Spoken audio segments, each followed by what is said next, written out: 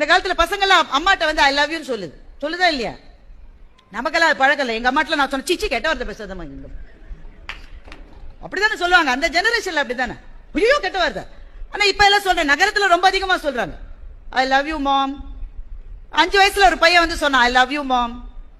உடனே அம்மா I love you too darling, செல்லக்குட்டி எனக்கு ரொம்ப பிடிக்கும்டா உன்ன, ஐ லவ் யூடா அம்மா சொல்றேன்.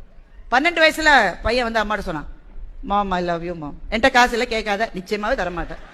உங்க அப்பா சொல்லியிருக்காருப்பா, என்கிட்ட காசு இல்லை. இப்போ பையனுக்கு 24 வயசு ஆச்சு. அம்மாவை பார்க்க வந்தான்.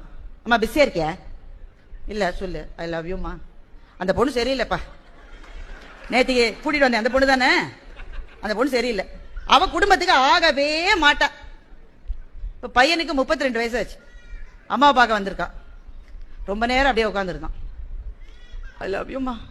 நான் தான் அப்பவே சொன்னேன் அந்த பொண்ணு விளங்க மாட்டா, குடும்பத்துக்கு ஆக மாட்டான்னு சொன்னேன், நீ கேட்டியா? நீ இப்ப பையனுக்கு 40 வயசு ஆயிடுச்சு, 45 வயசு ஆயிடுச்சு. அம்மாவுக்கு நல்ல அதிக வயசு. பையன் அம்மாவை பார்க்க வரான். அம்மா ஐ லவ் யூமா. நான் எதுலையுமே கையெழுத்து போட மாட்டேன்ப்பா, உங்க அப்பா போகும்போது சொல்லிட்டு போயிருக்க. ஒரே கிளிகிளிப்பை, ஒரே சத்தம், ஆனால் ஆள் தான் வேறன்ற மாதிரி. ஒரே வாசகம், ஒரே பொருள், சொன்னவனுடைய மனத்திலே இருப்பது வேறு வேறு.